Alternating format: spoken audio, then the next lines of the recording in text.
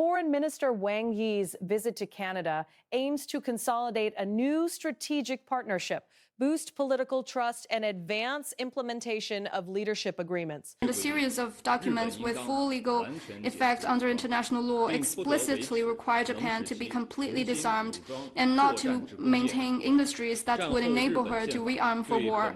After World War II, the exclusively defense-oriented principle was established by the Japanese Constitution.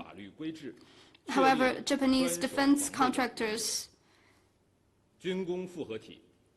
that were major engines for producing aggressive equipment for Japanese militarism during the World War II rebranded themselves after the war and massively produced and exported offensive and lethal weapons under the pretext of civil use to facilitate the Japanese government's military buildup and breach of the pacifist constitution, acting as pawns for Japan's remilitarization. Countries in the Asia-Pacific need to watch out against and firmly resist reckless moves of Japanese neo-militarism to jointly safeguard the order of peace in its region. Next one, please.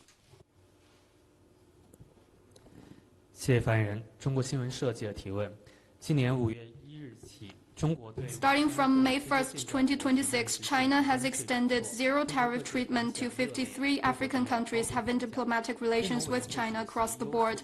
Various sectors of Africa pay high attention to this. African Union Commission Chairperson Yusuf said that President Xi Jinping's decision is a very timely move and appreciated this very brotherly gesture. The presidents of South Africa, Kenya, Sierra Leone, and other countries have expressed their firm support. Can you share with us how the treatment is implemented?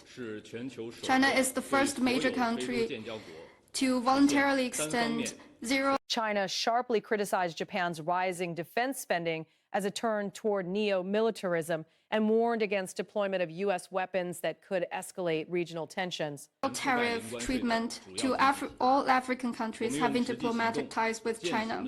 We have practiced President Xi Jinping's solemn commitment to African leaders with concrete actions. Since the implementation of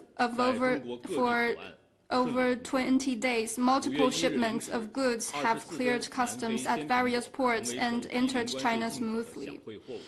At midnight on May the 1st, South African apples became the first batch of imports to China under the zero-tariff policy. In addition, multiple African distinctive quality products, including avocados from Kenya, fresh citrus fruits from Egypt, gypsum from Morocco, bone meal from Nigeria, and wine and pharmaceutical raw materials from South Africa have entered China tariff-free and are now reaching consumers through supermarkets. The zero-tariff treatment has not only enriched the supplies in Chinese market and lowered the cost of trade between China and Africa, but greatly boosted African manufacturers and sellers' confidence. The zero-tariff policy is not a standalone tax arrangement, but part of a broader package of coordinated supporting measures. China has upgraded the green lanes for import of African agricultural and food products to China by optimizing the quarantine clearance procedures and introducing facilitation measures such as risk-based management and others. As part of a broader symphony between China and Africa, the zero-tariff policy underscores the China-Africa friendship and relationship. China will continue to sign agreements on economic partnership for shared development with African countries and build institutional safeguards on long-term, stable, and predictable economic cooperation to ensure the sustained and effective implementation of the zero treatment, so as to better serve the high-quality cooperation between China and Africa in the future. Next one, please.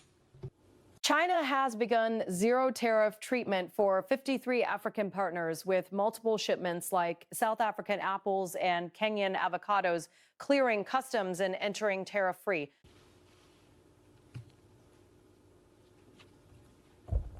发言人你好，环球时报环球网记者提问。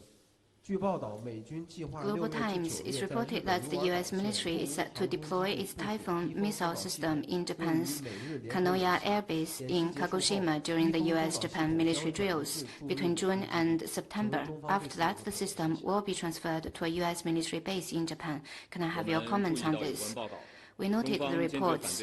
China opposes the U.S. deployments of mid-range capability missile systems in Asian countries and has expressed concerns over this on multiple occasions.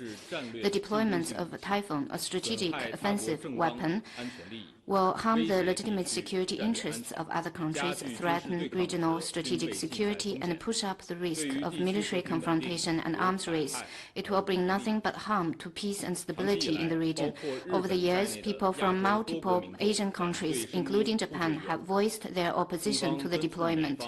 China urges the U.S. and Japan to listen to the calls of regional countries, correct the erroneous practice, and play a positive role with concrete actions for regional peace and stability. This move is yet another example of Japan's accelerated remilitarization. Various signs show that Japanese right-wing forces are seeking to have an overall restructuring of Japan's military capabilities and preparing for a so-called extended conflict. This essentially will hollow out Japan's constitution and the rules of international and domestic laws and challenge the post-war international order, which is inconsistent with Japan's self-claimed image as a country for peace.